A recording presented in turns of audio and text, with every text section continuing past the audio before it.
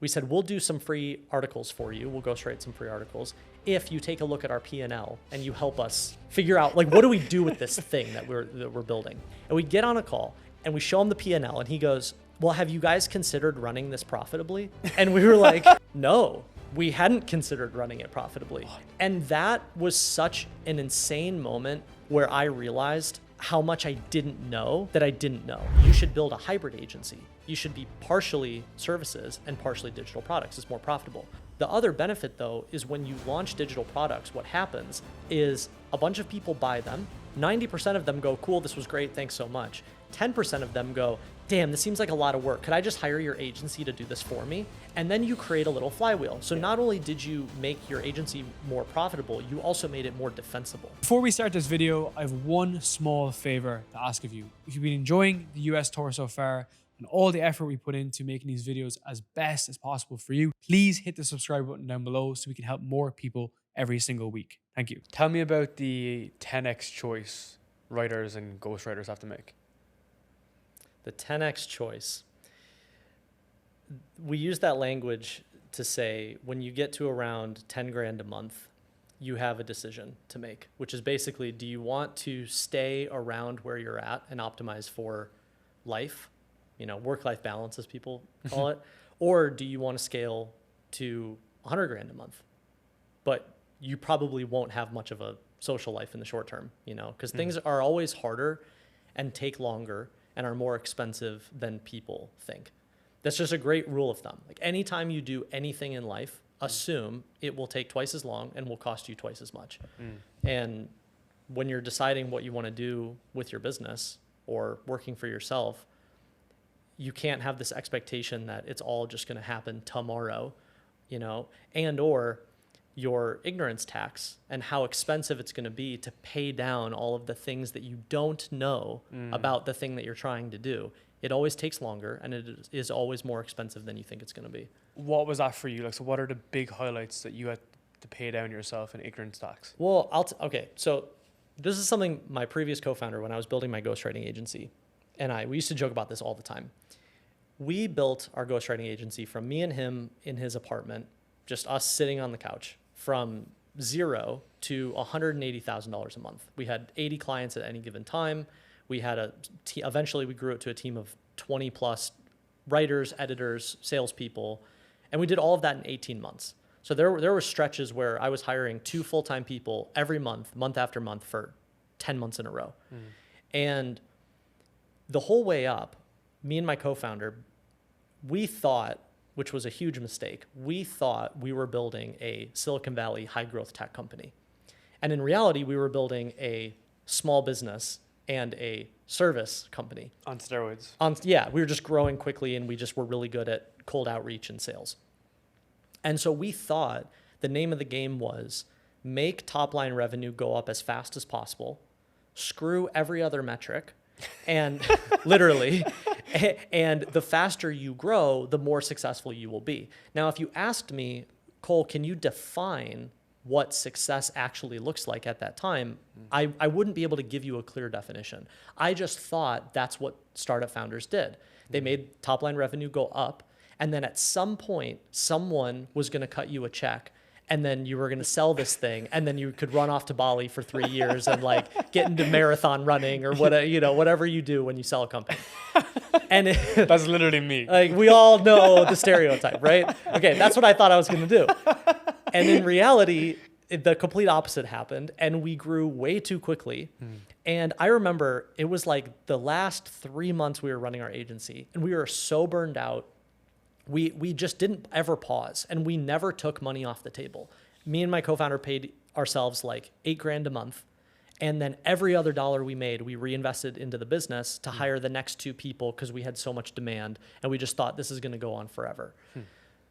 And at the very end, we hadn't made any money. And in order to cover our payroll, because a bunch of, this was like 2018, and a bunch of our crypto clients churned. So we attracted all of these huge crypto companies that raised all this money with ICOs, and then they all churned at once. And so we had to lay off, 6 employees or whatever it was. And we didn't want to lay off more people than we really wanted to because we knew we would be able to generate more demand and we just needed to get through this hard time. And so what me and my co-founder did is we cut our salaries again.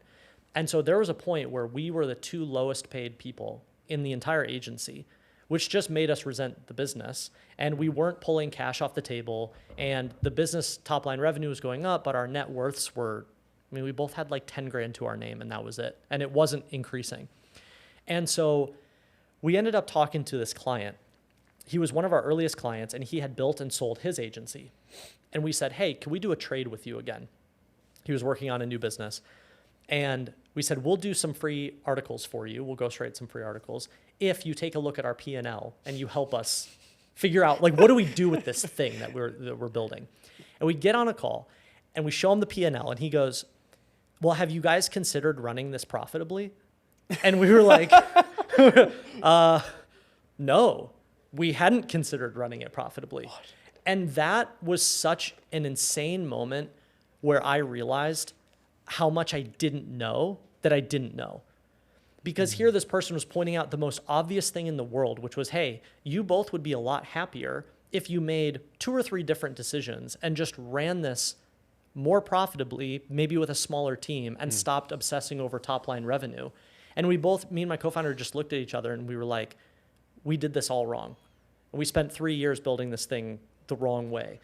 And a lot of times you don't know that until you're in it or until you're doing it, which is why I'm such a big proponent in just paying for the answer. Like, just pay someone else to go, what is the ideal scene? What should this look like? Can I pay you to be a coach? Can I pay you to be a mentor? Can I pay you to train me?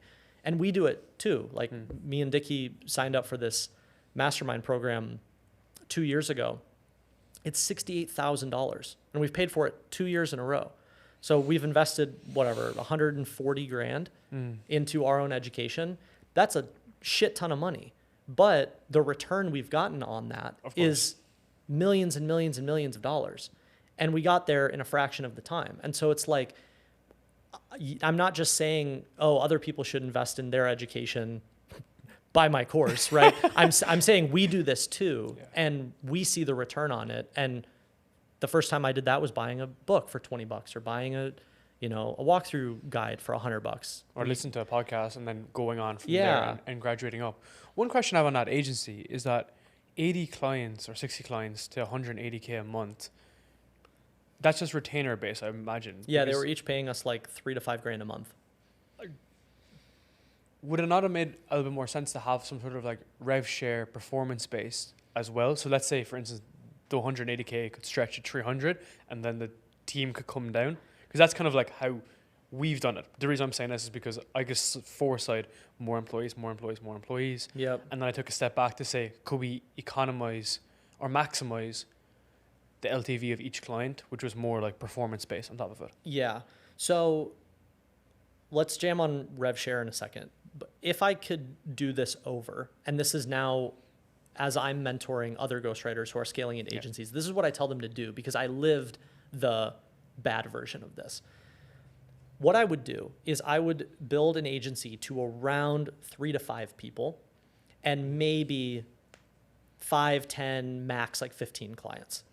And around there, you're going to get to approximately 40, 50, 60K a month.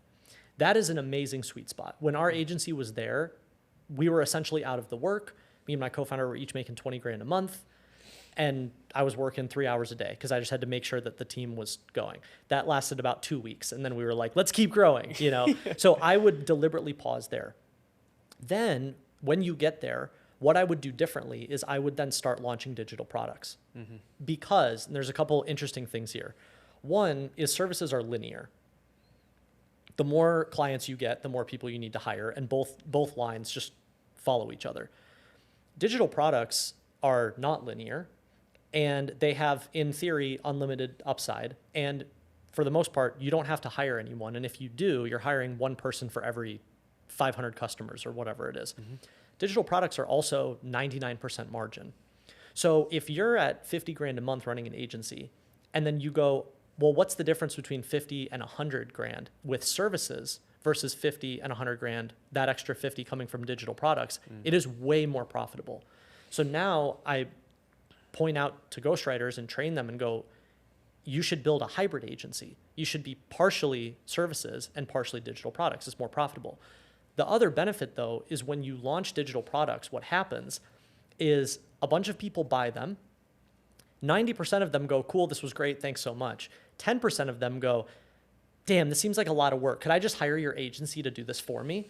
And then you create a little flywheel. So not only did you make your agency more profitable, you also made it more defensible. Even more. Exactly. Yeah, because it's very easy. The problem that we ran into is it's very easy to sustain an agency that has 5 or 10 clients at a time. Like, that is not that much cold outreach each month. You know, one client churns a month, you got to get a new one in. Like that's a very easy thing to sustain. What's very hard is when you have 80 clients at a time, and when someone it's not just 1 or 2 clients churning. It's like you would have 5 clients churn a month, you know, because that's just natural. The average agency churn is 3, 4, maybe 5 months. Like most agencies don't retain clients longer than 6 months. And so you have to bake that into the business model. And so how much harder is it to sustain 80 clients a month versus 8 clients a month?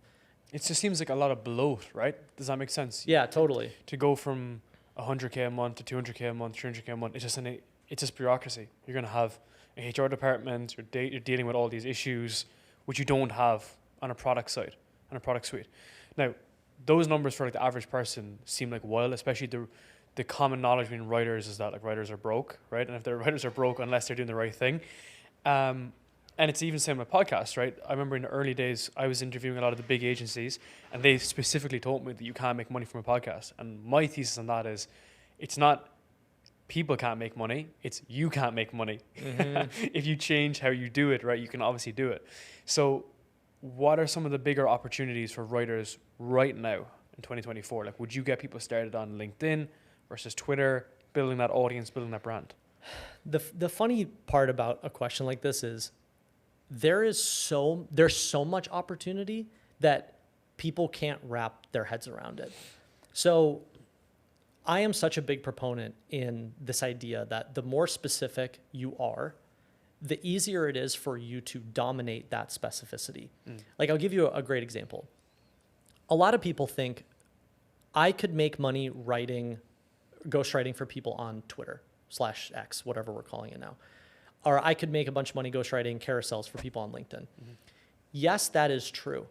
But I think you would make more money if you said, I only ghostwrite viral threads on X for entrepreneurs or entrepreneurs in this industry. And when you really start going down the rabbit hole, you realize, like, pick an industry like fintech is a great example, or biotech /medicine. If you don't understand how that industry speaks, you are not going to write about that industry very well, right? And so what is the delta between someone who has a tremendous amount of knowledge in an industry, what I like to call an information advantage, versus someone who doesn't know very much about that industry? And all of the rewards, if you just sort of pull the conversation back for a second, all of the rewards that come from any of these verticals in the creator economy, all of the rewards go to the top 1%. They just do. I mean, that's true for most things in life. Like NBA players make 30 million, right, a year, or whatever the crazy number is. And then the person who plays, you know, right after college or whatever, like the lower league is, they make a fraction of a fraction of a fraction of that, right?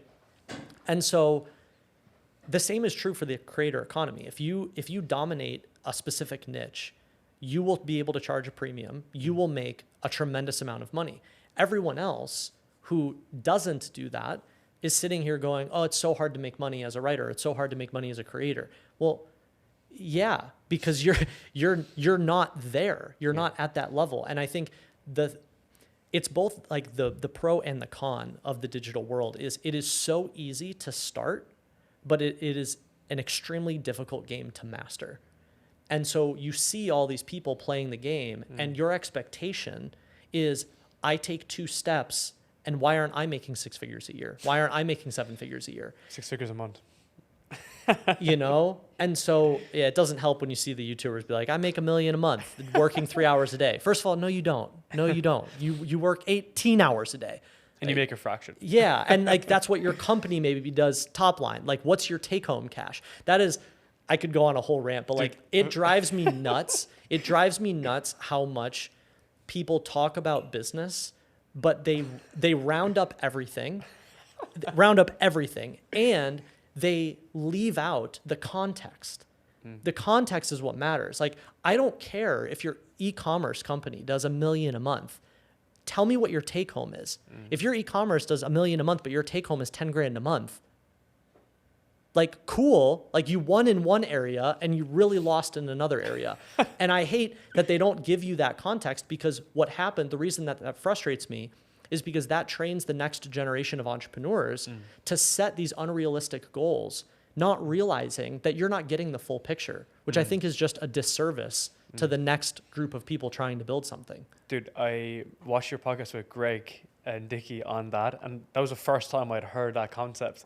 And you were saying, it was you and Dickie were saying, it was like, okay, revenue minus expenses, minus your co-founder split, minus tax, minus the business expenses for the next month. You're left with a fraction, right? And it's like a double-edged sword, because we're going to kind of rabbit hole, but I think in one way, the guys that are flaunting big numbers is a good way for people to get started, because now people that are younger are like, fuck, I need to be doing this. So it gets them in the door. The extreme example is like Tate, right? Tate telling you that you're like broke and you're ending up in the street at 17 is bad in one way, but it's also good in one way, because you have some guys who, as we were discussing, are 17, 18, 19 getting started. But the problem is now there's no realistic expectation, and they actually feel depressed because they're not making 6 figures a month. So isn't that funny? It's like a different, whereas like you're 34, I'm 28. When I was 21, dude, when I was 17, I was playing Call of Duty. Like, that's literally the reality, right? There was nobody said it was possible, even if it was still kind of a lie.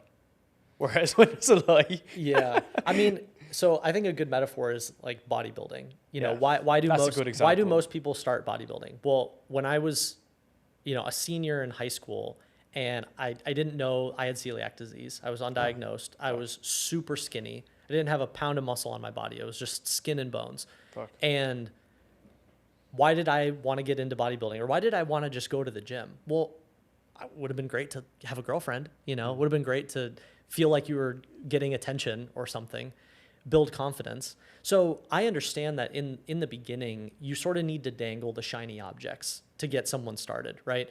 And then, of course, as you get going, you realize, like, the gym is a great metaphor. As you get going, I stopped thinking about, well, am I going to get attention from girls? And I started thinking more about, how can I set a personal goal? Yeah. What do I need to improve my habits with? Like, how can I be more consistent? And I made it more inward focused. Yeah. Entrepreneurship is the same thing. That said, though, I guess it just depends on what you feel like you need as an individual. Like, who am I to say what someone needs to get started or not get started? If that's helpful for you and that inspires you, go for it.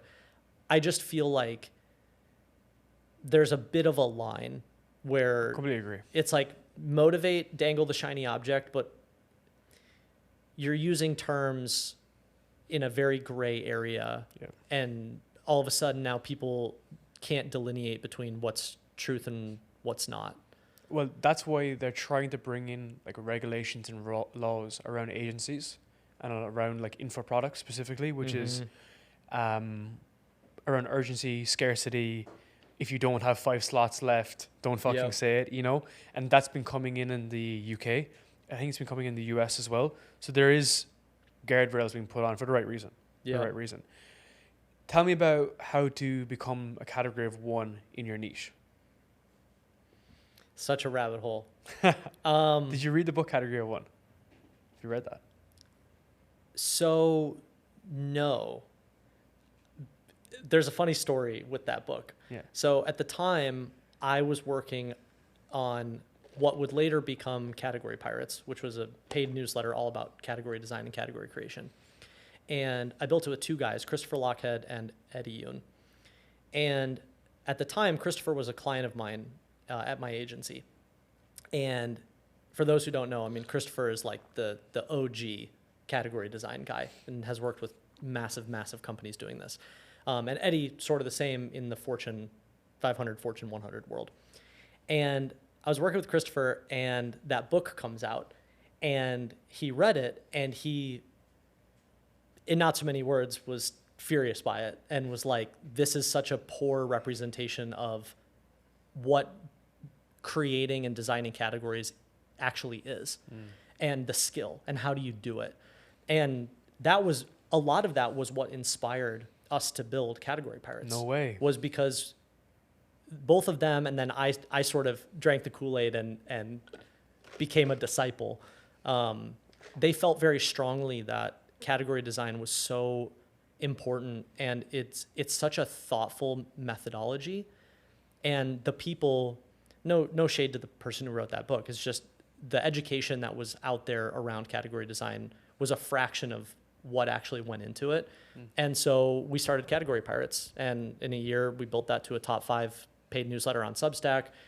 We created a really interesting publishing model that I'm still obsessed with, where basically you treat the paid newsletter as the engine. We would write these really long paid newsletters. They were so long that we started calling them mini books. Each paid newsletter was like 10,000 words. Most people don't know Amazon has an entire category. They don't call it this, but an entire category essentially of mini books or short reads. And so what we started doing is we would write the paid newsletter, long form, on Substack. Then we would take it, upload it as a mini book on Amazon, which double monetized the content. So now you're tapping into a different ecosystem. Then we started turning the mini books into audiobooks. So now you have a third revenue stream, because now people can listen to them on Audible. And then every 6 months, we would group the mini books together by topic, and we would put them together into larger print books, which was a fourth revenue stream.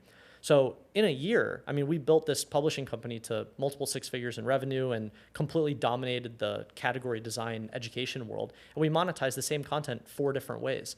And whenever I explain that, people are like, wouldn't readers hate that? No, we got thank you notes from readers going, I love the Substack. Now I can listen to it on Audible. And now I have the print copy on my desk.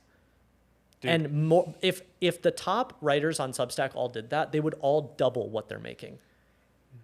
And I explain it, and I don't know what it is. It's like they either don't want to, or they think that it's hard, but it's not. You can do all of that with like free tools on the internet. It's like repurposing content, right? And completely. Do you want to grow and monetize your podcast, but you don't know where to begin? Have you tried all the tricks and hacks, but nothing has worked? Have you been wasting time, money, and energy and seeing an analytics chart with no growth? That's where Vox comes in. We've been helping podcasts grow and monetize their shows for many years. We've grown shows to over 100 million views, done over 10 million downloads, we've generated over $2 million in only the last year alone. And we can help you grow and monetize your own podcast. We've had some shows go from absolutely zero. We've had some of the biggest influencers in the world come to us to help and improve their show. So if you want to learn exactly our podcast growth flywheel and exactly how we can do this for you and completely replicate success, schedule a call right down below with myself, and we can go through the exact model for you and to grow your podcast this year. I kind of think about it from a podcast perspective is like, some people physically won't listen to this. Some people will watch the clips. Some people will read the newsletter. Some people will simply look at the tweets, and some people look at LinkedIn posts. Yep. But it's less to do with you and who you are. It's more just to do with their appetite towards consumption. Some people will listen to audiobooks, vice versa, right? So it's almost like you need to meet the players where they're playing, meet the users on their own field. Does that make sense for the specificity? Yeah, and everyone's faulty belief is, I can't say the same thing twice. And if you realize all of the biggest creators that dominate any specific niche, they all say the same 10 things over and over and over again.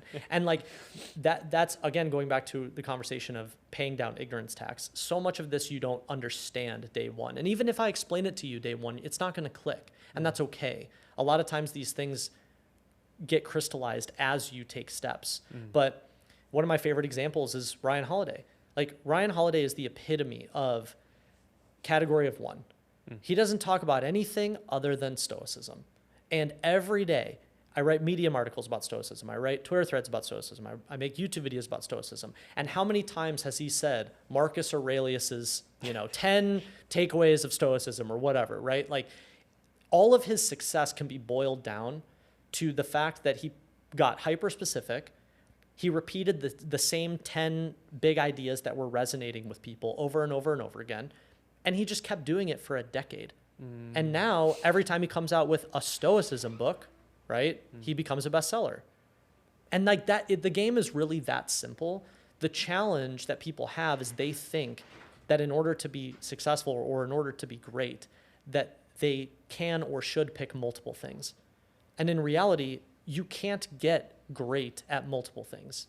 You can get mediocre at multiple things, but all of the rewards come and they float up to the people who get hyper specific about one thing, and then that's the only thing that they do, or that's the majority of what they do over a long time horizon.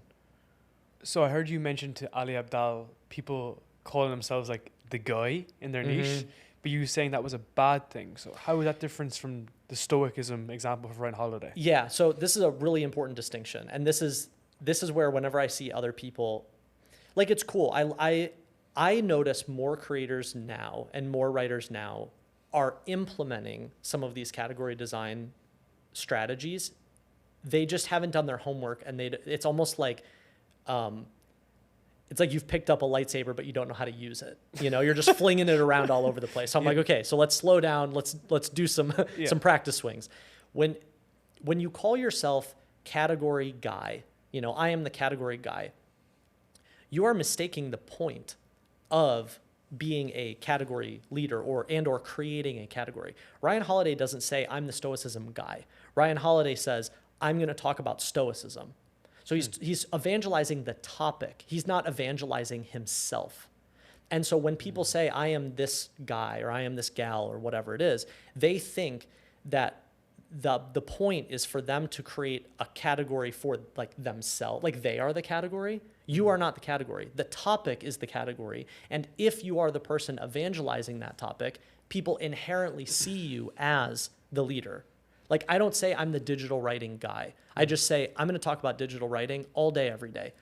And as a result, people associate me with that category. And the thing that people miss is you actually want other people to evangelize the category with you. Like you don't want to say I'm the stoicism guy and no one else can write about stoicism. You actually want the opposite. Because if other people start writing about stoicism and they get into the category, it brings more readers into the category. What happens? The reader inherently asks themselves the question, well, who's the leader around here? And then they go, oh, it's Ryan Holiday. And so the more people who write about stoicism actually make Ryan Holiday more famous. And it elevates the category as a whole. Exactly. Too, right? It grows the category, which that's why grows. Competition is good, right? Exactly. Like I want other people to say, I am a digital writer. I want other people to say, I am a ghostwriter. I want other people to say, I have a ghostwriting training program, because all of that grows the attention of the category. And when the category grows and more people come into it, they inherently all flow to the top and go, well, who are the top players here? Which brings more people to us. That's so interesting, because when I was like younger and probably just more insecure in general, when I'd see people like pop off as podcasters, I'm like, why the fuck am I not doing it, right? But now, just as I've gotten older and wiser, I'm like, this is great for my podcast and also for my business, because the more viral videos around podcasting just elevates the influence and authority of podcasting as a medium. And now everything you see, like Instagram is a podcast platform now. If you go onto your Explore page, YouTube is a podcast platform now. Whereas someone who's playing a finite game would look at that and think, fuck's sake, I'm not the best. Whereas an infinite game player would think the category is improving. Yep. This is net positive. It's the same with the ghostwriting, right? Like, this is a good question on this, is like, people are making a lot of money from writing now, and when they're positioned well, of course, and they're hitting the right criteria, there's the opportunity. Do you think that opportunity wasn't there 10 years ago? Because in the podcast space, it wasn't there 10 years ago. No, it was always there. Everything is just louder now. And something I was writing about this recently, but we all forget that our feeds are a very small snapshot of reality. So if you're in that pocket of Twitter or that pocket of LinkedIn, you go into that algorithm, you open your feed and you think, everybody's doing this. This is oversaturated and there's no opportunity.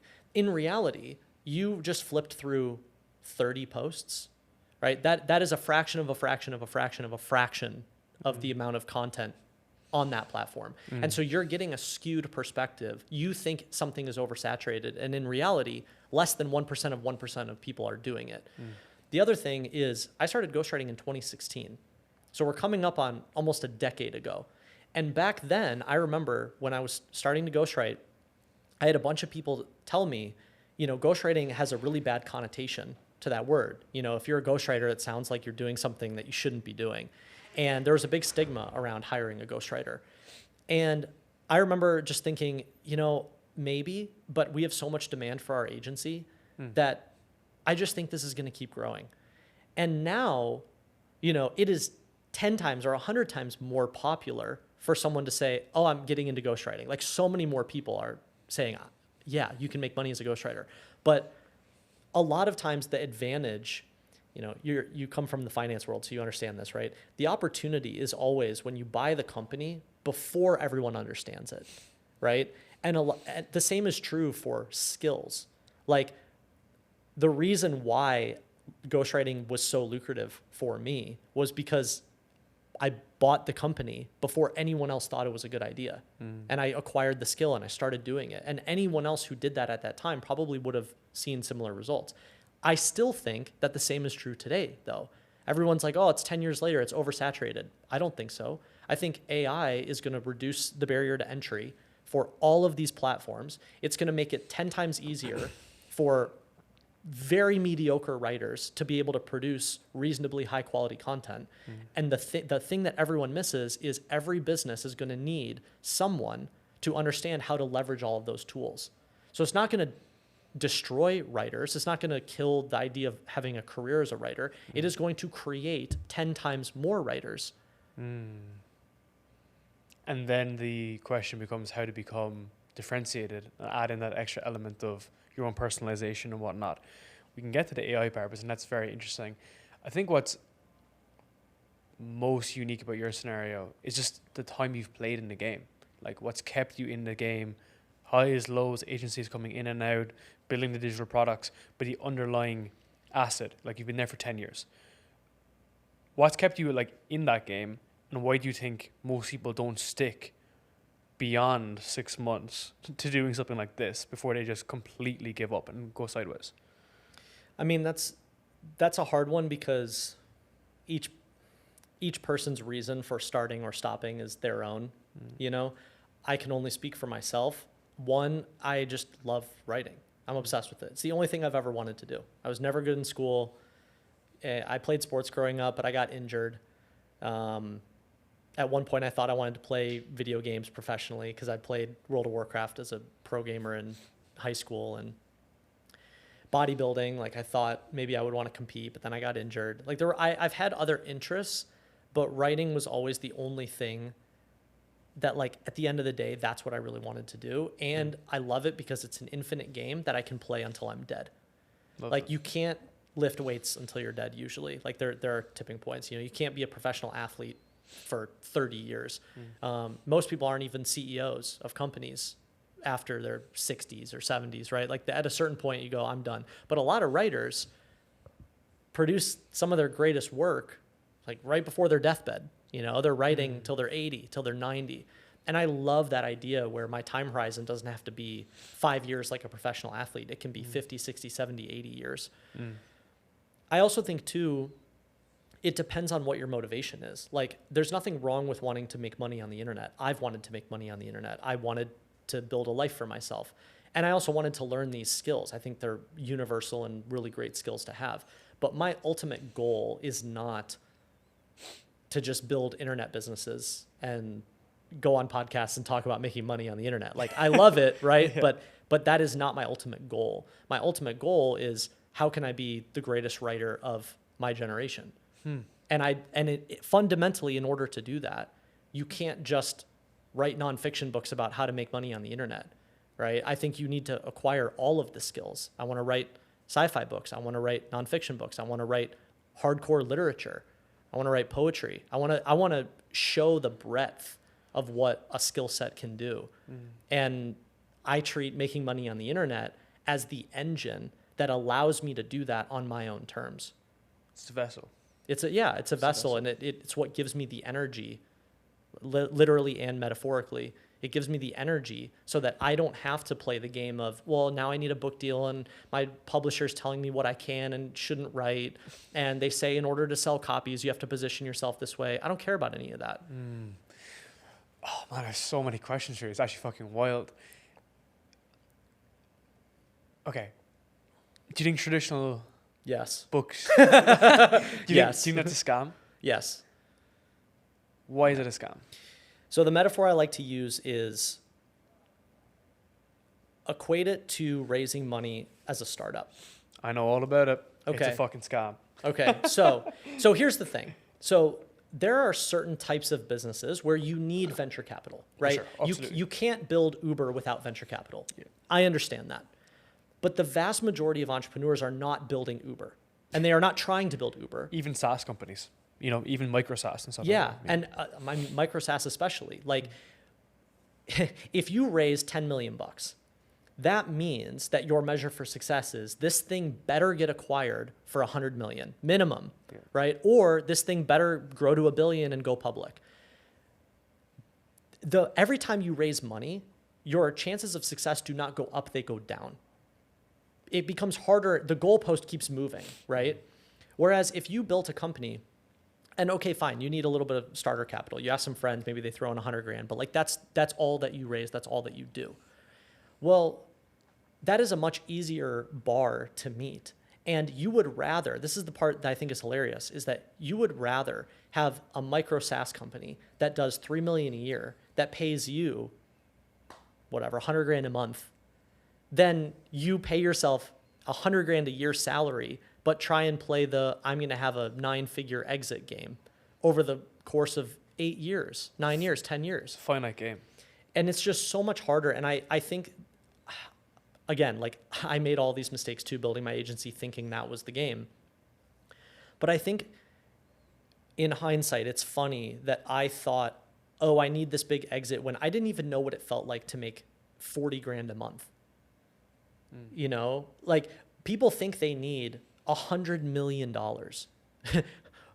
If you made $1 million a year, you wouldn't know what to do with it, And so you see all these numbers and everything gets hyperinflated and you're like, oh, I need more than I actually do. And most of the time you learn the hard way that, okay, yeah, sure. If you're just dead set on, I want to build the next unicorn and that's your life's calling, go do that. But it's a lot easier and it's a lot more enjoyable to just build something that cash flows you and provides a great life. And you don't have to raise a bunch of money for that. So all of that is context for the book deal question. Book deals are you raising money for your book.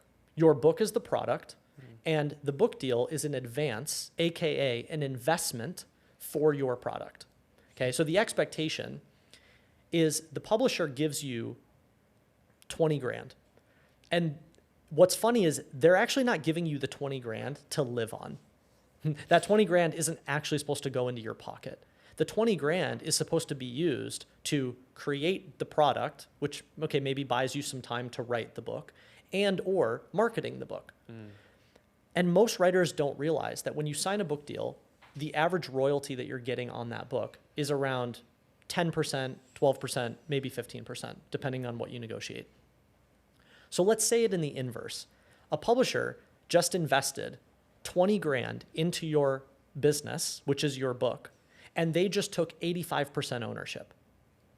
And if you put that in the context of raising money for a business, every single person would go, that is such a bad deal that it's not even worth me using brain power to explain to you why that's a bad deal. But every single day in the publishing world, people say yes to that. And whenever I start pointing this out, they all come back with the same objections. They're like, yeah, but the publisher makes it higher quality. Really? What are they giving you? An editor? A designer? Okay, do you know you can actually hire all of those people? All of them at the big houses want to freelance. I know because I've hired them. So that's not that expensive, And then they go, well, the publisher helps me get in bookstores. All right, have you ever walked into a bookstore? How many books are in a bookstore? 300? 3 million books get published a year. So what do you mean your book gets into a bookstore? They don't put every book in a bookstore. What they do is they go, we're going to try to put your book in these 5 stores in Arkansas. And if those books move copies, we might move them over to another nearby state. And then we open the market, we open the market, we open the market. So what happens is writers point to people like James Clear, author of Atomic Habits, or Mark Manson, author of The Subtle Art of Not Giving a Fuck. And they go, well, it worked for them.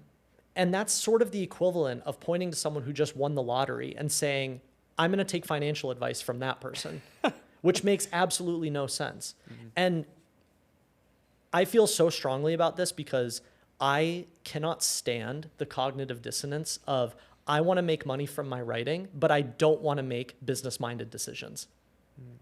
It's like, well, then you can't sit there and expect to have all of the rewards that come to the people who actually understand the underlying business of it. And it's not that hard.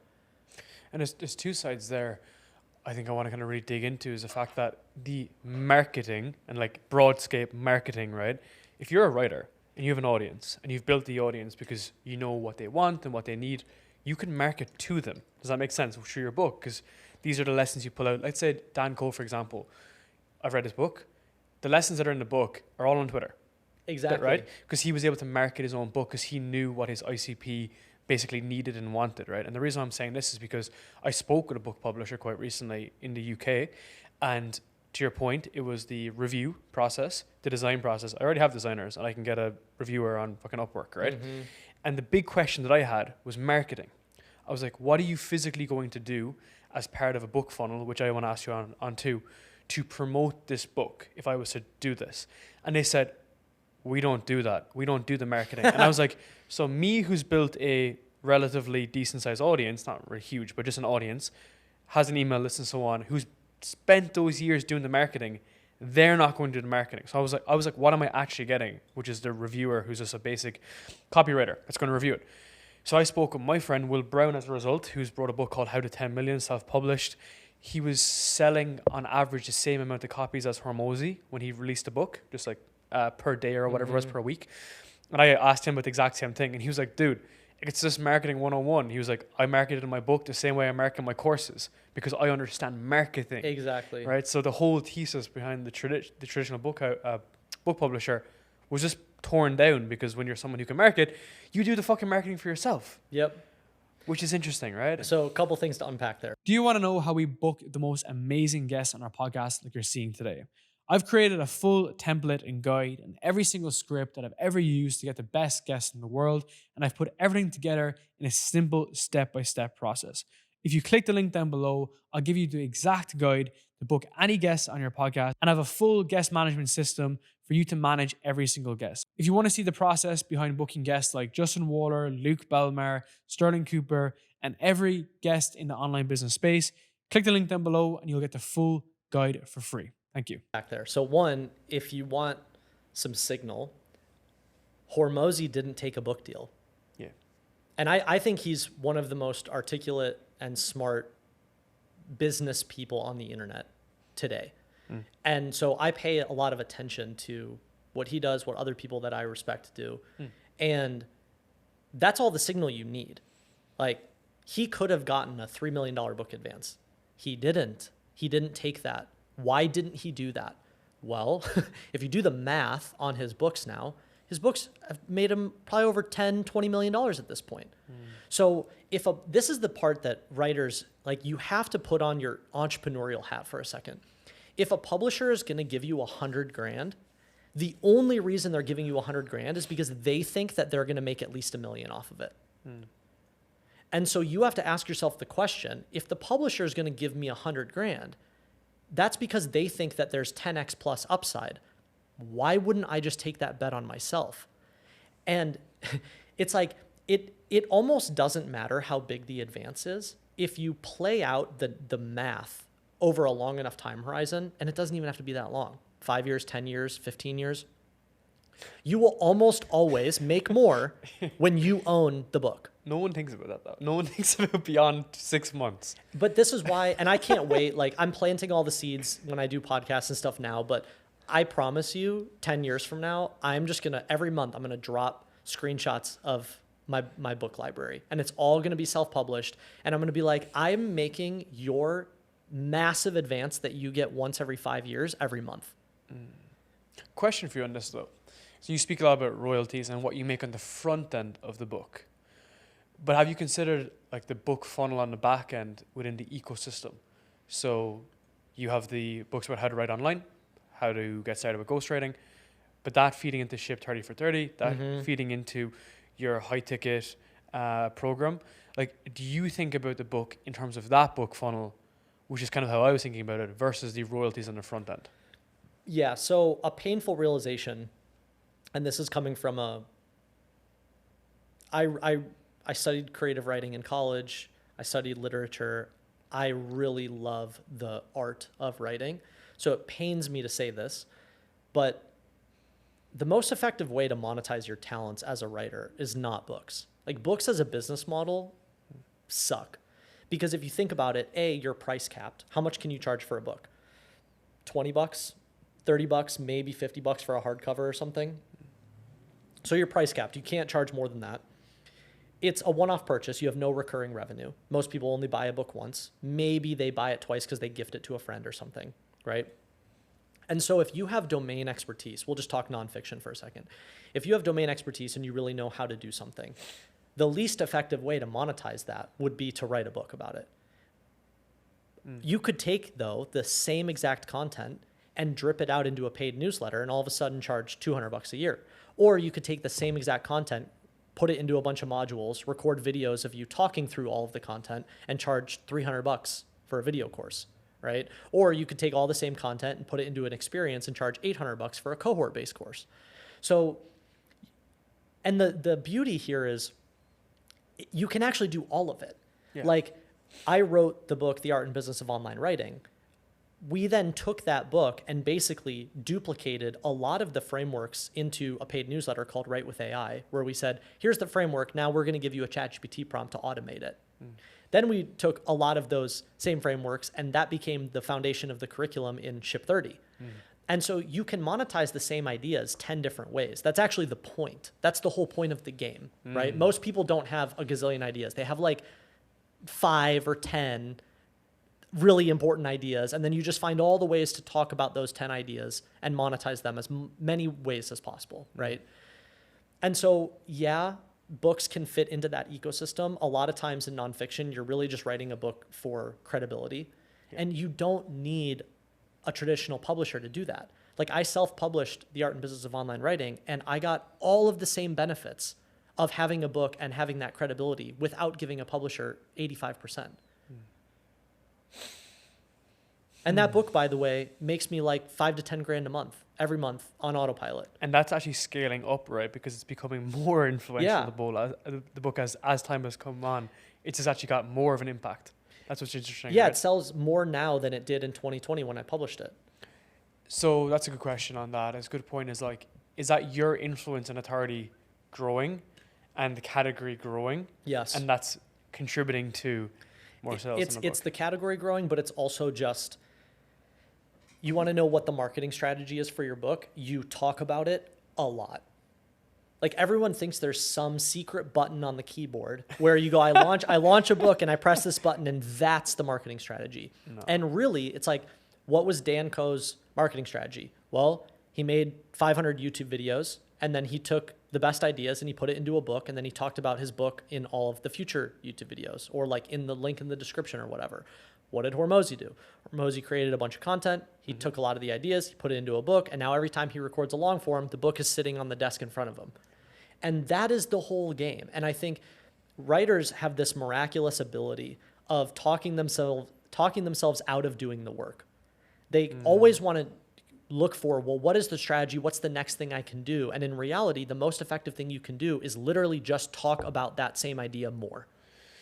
That's very interesting, because like if you think about creative people like designers, I met Chris Stowe last week, and we were talking about like the designer brain, that, you know, the graphic designer who doesn't release their portfolio and as a result gets no business. It's the same in terms of writing, which is like, yes, you need to do the writing, but you also need to be the entrepreneur to break it into your ecosystem. Completely. It's like, so Dan Koh's book is a good example. It's just product market fit. You've got product market fit, and now you can write more things and have it as a low ticket front end offer for your ecosystem and a back end offer as a result. Question for you on your own writing style and even creativity is that, so you've been in the game like 10 years, you've produced a lot of volume. How do you maintain your creativity yourself and keep it new and novel? I mean, I don't know if I could turn it off. You know, I mean, I have I have a note on my phone called book ideas, and I probably have 1,000 titles in there. I have another note that's content ideas, you know, things I want to write a newsletter about or a thread about or something. I probably have 2,000 ideas in there. And every day, and this is what's funny, I need to find a way of articulating this and communicating this, but at any given time, I am working on 10 different projects in my brain. Like yesterday, I was driving to the gym. And as I was driving to the gym, this is literally what I do on a daily basis. As I'm driving to the gym, I was listening to a podcast. On that podcast, I heard a word, and that literally one word gave me an idea of like a sub idea I want to talk about in a future book that I want to write called The Art and Business of Category Copywriting, which I also have a note on my phone that I've been adding to for 3 years. And as I'm driving, I pull up to the light, red light, I pause the podcast, I find the note, I jot down the one word, I jot down a sentence of like, this is the idea, don't forget that. Light turns green, I keep driving, and then I get to the gym and it happens again, and I jot down another thing before I go to the gym. And then in the middle of me lifting, I'm listening to music, I hear a word, it makes me think of something, I pull out my phone, I jot down a note. I am doing that 20 times a day.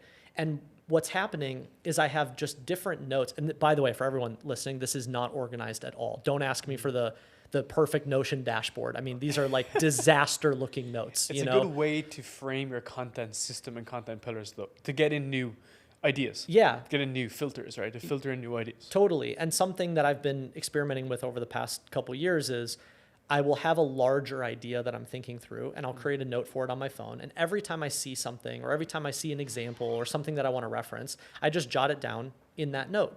So by the time I sit down to write my next art and business book, I'm just going to pull up this note, and I'm going to have 300 different examples that I've collected over the past 3 years. And a lot of the thinking will have already been done. Question for you on that. So, are you familiar with Turning Pro by Stephen Pressfield? No, I know Stephen Pressfield, but I haven't read the book. You should read Turning Pro. It's a really good book. It's small, like 120 page. That's why all these books are, you know, very small and narrow. He talks about, like, basically the concept of turning pro is when you leave the amateur mindset. It's not about results. It's about how you frame it, right? So you're a writer. Everything you do is geared around that. Your values, your system, you believe in writing. You believe in it as an expression. The business model, everything, right? It's like your ecosystem. And then you hold yourself to a high standard. That's the concept of turning pro. Whereas before, you're sitting at home eating Cheetos playing fucking World of Warcraft. Yeah. You know, you're not all in. But the reason why he wrote it is because he was procrastinating loads, and he was in his mid 40s and 50s. I think he had an alcohol problem. He just couldn't find that thing that stuck. You're kind of the opposite. And I'm kind of the opposite too, whereby we just fucking keep rolling with ideas, keep trying shit. Why do you think people get stuck in that ridiculous level of procrastination versus falling forward and failing forward? That's the $1 million question, right? Is why do people get in their own way? My personal belief, and this is part of the issue that I take with so much of just businessy content on the internet, is so much of the content talks about whatever thing you're trying to do. We'll use business as the example, through the lens of only hard skills. It's like, you aren't building your business because you don't know how a funnel works. Like, okay. And is that true? Yeah, there is an element of truth to that. You need to know how to do some of these things, and maybe you're stuck and you don't know what the next step is and whatever. My personal belief is that underneath all of those more surface level objections that someone is telling themselves is something interpersonal. It's not, I'm not moving forward because I don't know the next step in my business. It's the root of that, which is I'm not moving forward because, you know, I'm afraid of failure. And then it's the root of that, which is I'm afraid of failure because, you know, I had a really challenging relationship with my parents when I was growing up, and they had really high expectations of me. And I've never really addressed that or worked through that. And I'm a huge proponent of therapy. I've been in weekly therapy for 15 years, whatever at this point. And I think of it like the equivalent of going to the emotional gym. You know, it's like waiting until you're super overweight and unhealthy and going, well, now I need to go to the gym. That's how most people think about therapy. They're like, my marriage is blowing up. Now I need to go to therapy. I look at it the opposite. I go, I want to be proactive, and I constantly want to be looking for what are things that are going on in me where I might be getting in my own way. And I feel like most people, the reason they're not making progress isn't because of the surface level hard skill deficit. It's because of something underlying that they haven't addressed. And I'm telling you, it doesn't matter how many videos you watch on YouTube explaining how to build a funnel. If you don't address the relationship you have with your parents, you're not going to build the funnel. Yeah. You know? Dude, I'm quite similar to you in that way. I've been in therapy for quite some time, not because I have problems, even though I have a lot of problems, but because it's allowed me to think through why I'm doing the things that I'm doing. Yep. And to make those changes when I need to and make the observations when I need to as well. Can I ask you about alcohol? Sure. You still not drinking? I mean, I'm currently in a life chapter where I'm just not really. Like, you talk about turning pro, like 2 years ago, I just sort of made the decision when I started seeing Ship 30 accelerate and I started seeing what Dickie and I could do together. I just sort of made a decision. Like, I already treated myself as I want to turn pro before that, but I really started to dial in. And I think of myself and I think of what we do like we are pro athletes. Like, I take care of my sleep. I eat really healthy. I very rarely drink, like maybe if I go to a wedding or something. Yeah. But yeah, when I was younger and I was, 18, 19, 20, I had a lot of substance abuse problems. And Same. I mean, it's hard, right? At that age, it's like, are you just being a teenager / early 20s someone, or, are you actually abusing it? I was definitely abusing it, but I have the best angle on that. So when I was in university, I had a conversation with someone, and the way we kind of thought about this was, it's all about not making your college habits your life habits. So for me, I stopped at I got into the game of drugs, alcohol early, 18 probably, and then I was out at 23. But most guys kind of got into the 23. But I remember I'd reached that wall, and a lot of people along the way, they didn't make it out, man. Yeah. They just ended up becoming potatoes and vegetables. So it was. Did you get into bodybuilding after? I was before that, so I was competing when I was 20, 21. Oh, really? Yeah, and I was competing at a pretty high level. And for me, bodybuilding was a point where I was like, do I want to do this forever? And if I wanted to do that decision, I'd have to go down the PED route. I had a coach, I had everything, and my decision was I didn't want to do that. I wanted to I wanted to have a career, have a business, and so on. Same. But I guess bodybuilding kind of complemented that in many ways, the kind of party lifestyle and stuff. But I kind of got out of that at 23, 24, but then at 25, I stopped drinking. And that's when I was like, okay, I was interviewing people like yourself, and I was like, why am I not progressing the way this 21-year-old is progressing? And it's because they made those decisions. And for me, it's probably been about 1,000 days now. Wow, congrats. Yeah. That's awesome. But to be honest, dude, we talk about, I didn't mean to interrupt you, but you said, was it those things that you just do when you're 18, 19, 20? For me, I don't think I was. Because now that I look back on it, I was surrounded by substance abuse and alcoholism all of my life, but I'd never seen it. Your brain protects you, right? So it had protected me from being exposed to it, thinking that it was normal, growing up in Irish culture. Everyone's an alcoholic, right? So then when I had become older, I was like, wait, that isn't normal at all. And I had got into the game of partying because I thought it was normal. And yeah, Ireland takes things to a whole different level with this I'm stuff, sure. right? Just because it's shrouded in a celebration, it's the football, it's the national sport, it's the DJs that come in, it's the clubs, it's cold, let's go drinking. We can't go out and see each other, let's go to the club. So I've been through just all of that. To the point that I don't look back in it and think, I want to go to this party or not, whatnot. Because I just had done it all for a very long time. Yeah, you said something important, which is, you can take that same scenario, you can aim it in a negative direction or a positive direction. If you normalize what's normal to you with anything in life, it does become normal. So if you're surrounded by partying and that becomes normal, you don't think anything of it. Mm-hmm. But the same is also true where if you normalize hanging out with people who have made $100 million, all of a sudden that doesn't seem scary or impossible to you. You've normalized it. And I feel like, I lived in LA before Miami, so this was 2 places ago. And I think that is probably the biggest benefit I got of living in LA was I was surrounded by so many insanely successful people that it just normalized it for me. I was like, oh, you've all made $100 million. Why can't I? And I think so much of growth depends on who you surround yourself with and who you compare yourself to. And the larger the gap, the more inspired you are to work. Like a mentor of mine is arguably the most successful sales copywriter on the planet. He's made $1 gazillion. He has the sickest house ever. Like his house in West Hollywood was so cool. And just by the nature of us spending some time together and us building a relationship, every single day I wake up and I'm like, well, if he can do it, there's no reason I can't. And what's interesting is because they're so natural too, right? It's a natural relationship that you had, probably quite similar. Yeah. Exactly. In terms of, well, on an emotional level, you're quite similar. So on a logical level, why can't we get to that point? Yeah. And you start to project yourself outward and realize, the person ahead of you has just been doing it longer. They've put in more hours. They've tried more things. They've failed more times. So much of this really just comes down to effort. And people don't know what true effort looks like. And patience with that. Just in terms of, you've been doing it 10 years. I've been doing podcast stuff specifically about 4.5 years. The guys that are much further on, like Cody Sanchez says, like, do it 30 years, right? Eric Zeus mentioned 20, 30 years is when you're going to really see that progress. That's super interesting, man. We could go forever. I genuinely have a ton of other stuff. I'd love to do a second podcast another time. That'd be great. Available, man. There's a bunch of other shit.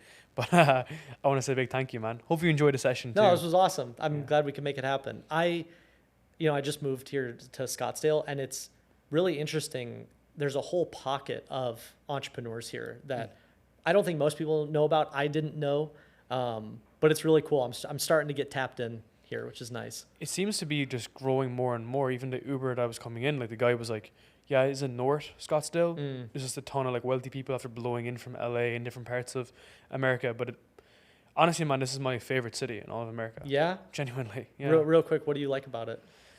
I like that it's not like new money. I like that it's like old money, that guys are just a bit more, they've been through the game. They're a little bit older. They're not super flashy. And the lifestyle here is really good. The weather's really good. It's nice. It's clean. It's healthy. There's a lot of great food here. Gyms are really good. Yep. Whereas I feel like in New York, it's like a rat race. Everyone trying to one up each other. LA is a bit virtue signaling, right? Whereas here, I just think it's kind of chill. Yeah. It's a good lifestyle. Because I feel that someone like yourself and hopefully myself, when you're more intrinsically motivated, it's less about where you are, but it's also nice to be somewhere where other people are. Whereas I felt sometimes like in Dubai, for instance, which I was highly considering moving for a very long time, it's just who has the biggest dick. You know what I mean? That's it, right? And you're competing against like international oil money and stuff, so you're gonna lose that competition. Even people that are your age, though, right? We're kind of chasing the wrong metrics. I talked to Seb about this yesterday, which is like, is it all a matrix? Are we all just in different pockets of matrix of like the internet space, the Twitter space, the LinkedIn space? Is it all just that system? That's another podcast, man. That actually is a podcast in itself. Anytime. Thank you, man. Anytime. Appreciate it, bro.